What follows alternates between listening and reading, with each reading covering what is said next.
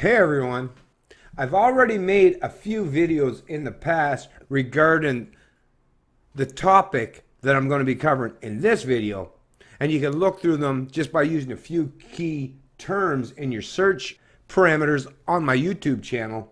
When you go to the video section, you'll see up in the corner where you can do a search and use keywords or terms that will give you relevant videos in regards to those keywords or terms.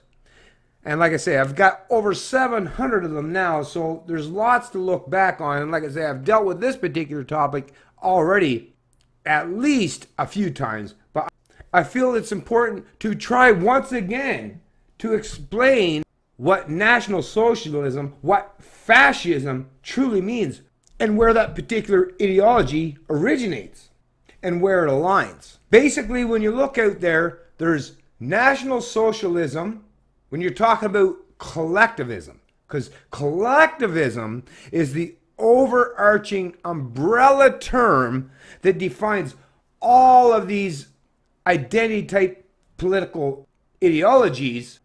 So whether you're talking about communism, socialism, or fascism, but even the term communism, once again, we hear that word espoused and spewed by many people, but most people don't even understand the correlation. And what does that even mean? What does socialism mean? Because as we know, the former Soviet republics, the USSR, that USSR stands for Soviet Socialist Republic. So socialism is already entrenched and built into the collective ideology. It's just a particular model and the way it's promoted by particular actors who've been central planning authoritarians in the past. It just happens to be that the communist regime under Mao or Stalin or Lenin, they were all about promoting global communism or global socialism. Whereas people such as Hitler or Mussolini, they were more predominantly concerned with national socialism, right? So all about the people and the identity politics that would represent that particular country, that particular culture. Global communism, they don't care about particular colors or races or backgrounds. Whereas the National Socialists, well, they were a little bit more nuanced in their approach and a little bit more local in their approach and suggested that they want to implement their own form of socialism, but only for them and their type or their kind. They didn't give a shit about the outside world. They were just predominantly concerned with their own national politics and implementing their own national ideology. But once again, reality is going to play out here, and you're going to recognize a lot of the facts that I'm going to raise and present in this video, that no matter which way you look at it, it's all a representation of forced subjugation, of a new form of indentured servitude or a new form of slavery, but with a much better narrative and a much better sales tactic. And nationalists just turns out, well, they did a much better job. And why is that? Because think about it. Everyone, no matter what country you grew up in, Canada, the US, Germany, France, England, you know from the very get-go, from the time you were just a small child, you were indoctrinated to believe in this national identity. You're a Canadian, right? Oh, Canada, right? I mean, come on. That's the whole thing. That's what's jammed in your head day in and day out by not just people who are part of the education system, which, and I've covered this in the past too, Egerton Ryerson and his relationship with the Prussian model. Just once again, all this stuff, it's all readily available. Folks, like I say, we live in the age of information, so all this stuff can be found out easily. You can prove whether I'm lying to you or not just by going and doing your own research on the topic or on the subject. But anyways, back to the topic at hand. So National Socialists were more about, identity politics as far as their own peeps, whereas the communists, the global socialists, or what would be considered today globalists, like the Trudeau liberals, where there's no national identity, they're all about implementing their ideology on the global scale. At least the National Socialists, what I will say, at least the National Socialists were at least more aligned with their own peeps, right? And trying to force their own ideology on their own people. The globalists are much worse than the National Socialists, because at least when you're talking about nationalism, you know, what is there, 200 whatever plus nations in the world? At least it gives you some competitive models where you can escape some of that nationalism, right? So at least there's some competitiveness in regards to National Socialism and what they promote or what that ideology entails. Whereas globalism or global communism, yeah, that seeks to enslave each and every person, all 7+ billion of us. And that is actually a much worse ideology, as far as I'm concerned, than these National Socialists. And I'm not picking sides here. Like I say, I reject all of them. I am all about the individual, right? That's I promote, I respect, and I acknowledge the individual. Groups, I don't play those games, because a group, what is a group comprised of, if not a bunch of individuals? So you have to respect the individual, because there might be an individual confined or contained within that group that might not want to be particularly enslaved by that particular group. They might want to have their own independence or sovereignty respected and acknowledged. That's what libertarians stand for, is respecting and acknowledging the sovereignty of the individual.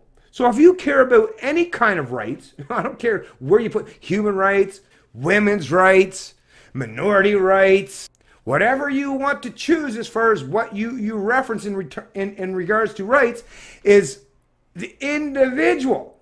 As Ayn Rand said, that is the smallest minority on the planet. So if you actually want to promote and suggest that you respect rights, then not collective rights, but individual rights is what matters most.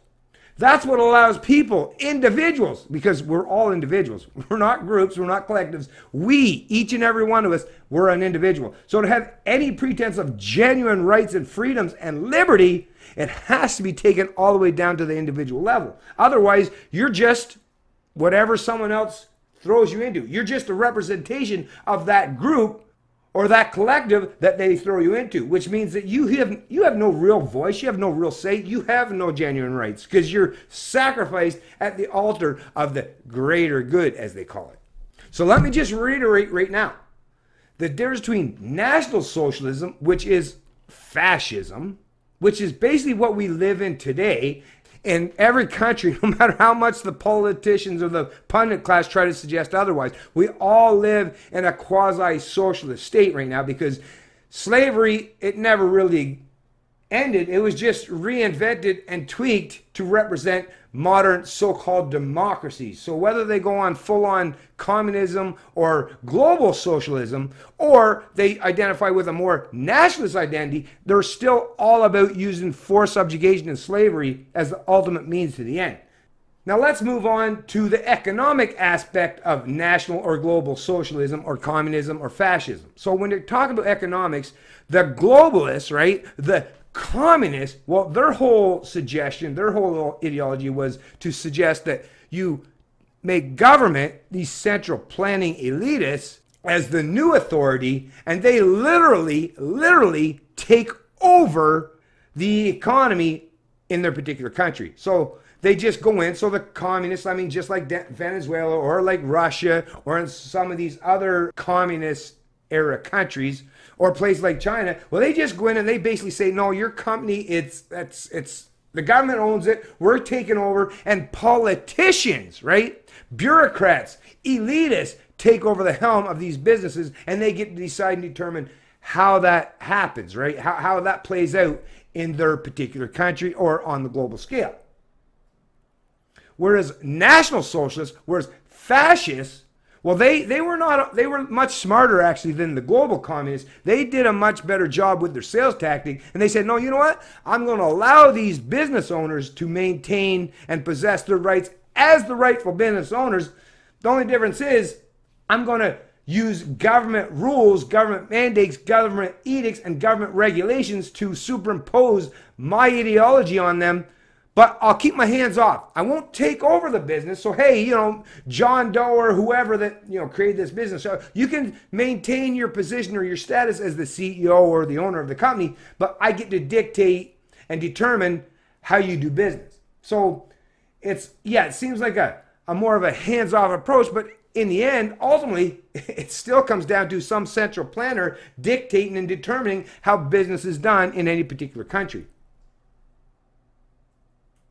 So National Socialism, Fascism, those kind of political edicts and ideology that were thrust and forced upon the people of Germany or Italy, they were more readily embraced by the domestic population because they perceived that as, hey, yeah, it's all about our personal identity. It's all about German people. It's all about the Italian people. Whereas globalism, globalists, or communists, they don't get quite as much respect, and why that fails much quicker than socialist endeavors is because they try to do that same kind of pretense but on a global scale, right? Where it's like we have no loyalty to anybody.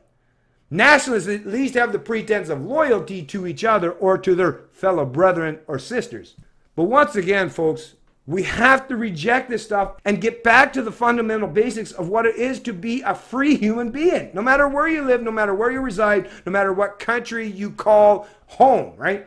To be a free human being is to be someone that's not sacrificed to your state or to some global concept of communism, but to be a respected individual that has personal autonomy and sovereignty over their social and economic decisions. Libertarianism, listen, that is a representation of true freedom and liberty, and that will be, when humans finally achieve or attain genuine freedom, it will come under the banner of a libertarian-ish or a libertarian philosophy.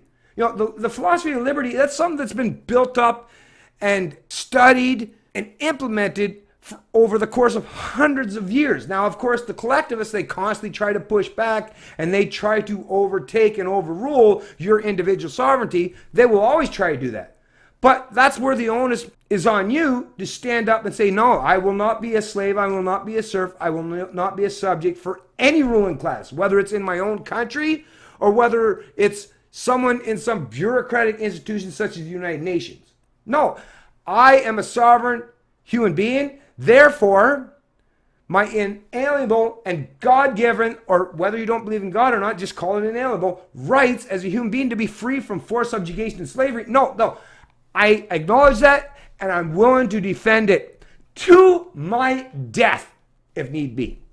That's what it truly means. That's what being a free human being is all about. Now, I acknowledge most people are like, hey, I'm living too comfortable to even try to go that route. I don't want to go that far into it. Well, listen. If you don't, and if you're unwilling, if you keep showing these people that you're unwilling to stand up and defend your freedom, well, you know, that goalpost keeps moving further and further away, you know, towards a point where we may very well end up in the dark ages once again, where full-on slavery and subjugation is so entrenched that it may become very difficult to ever escape it. That's why the time is now, in the age of information, to do what is right. That's not going to be easy. Anything that's really important is never easy. If it's important, it's going to be difficult. So yes, we have to do some difficult things. We have to do a lot of things that maybe we don't necessarily want to do. But it is a necessity if we want to maintain or at least gain back our freedoms and our rights and our liberties. And not just for us. Think about our children, our grandchildren, and many successive generations that have yet to be born. They should at least be given the opportunity to at least have a leg up and have an area in the mind where they can point out, hey, look at this. There's other people that came before me that fought and died to secure their rights and freedoms. And thank God they did, or thank them for the fact that they did so. And I'm going to do the same thing because I care about my successive generations going forward. That's, you know, that kind of carrying forward the promotion of individual rights and freedoms, that is something that is incumbent on all of us to do. Stop sitting on the sideline, folks. Well, I know a lot of people that watch my video, you're not necessarily sitting on the sidelines, but please share my video with people that maybe are, and hopefully I can help entice them to be more bold, to be brave, and to stand up for the rights and freedoms. Because, I mean, come on, I don't care where you reside on the political spectrum. You know damn well freedom has to matter more than any central planning model or some collective ideology. Your freedom and the freedom of people that you care about, or even people that you don't necessarily care about, or even people that you loathe. Your freedom requires that you give even your opponents, even people that you have disdain for, even people that you hate, your freedom requires that you give them their freedoms. And that reciprocal effect has to happen. That is literally the only way we have genuine freedom and individual liberty. I hope you learned a little bit in this video. And maybe I'll do another follow-up subsequent video after this to help maybe further elaborate on the kind of things I'm trying to espouse in this video. But I was sitting around thinking about what I'm going to do. And I thought, let's delve into this topic once again, because it's something that's weighing heavily on my mind. And not just regards to elections, but what's happening on the global scale. This is something that not just the people in my own country of Canada need to learn. And the people of America, well, I mean, Jesus, they had this kind of knowledge hundreds of years ago. How they forgot that, I don't know. And, even a lot of Canadians should know this and understand this. And the UK people, I mean, you go back to the UK was actually one of the very countries on the world that started promoting individualism and common law and the respect of the individual and the presumption of innocence until proven guilty and Magna Carta. I mean, the UK used to be a place where you could learn about these things. Now, like the political class, the incumbents now, they seem to mostly want to reject this stuff. I don't know why, because I guess they're opportunists. They're political opportunists, and all they genuinely care about is maintaining their position, their status, and their so-called authority. No, folks, like I've said in many times, liberty requires evolution, intellectual evolution, not revolution. Think about it. Even the very term revolution, that's to suggest that you're going to end up back in the same place. Well, that is a revolution. You always end up back in the same place. No, if you want to advance humanity forward, to truly understand what freedom and liberty entails, you have to evolve intellectually, morally, and philosophically. It's Canadian Libertarian, and I love liberty.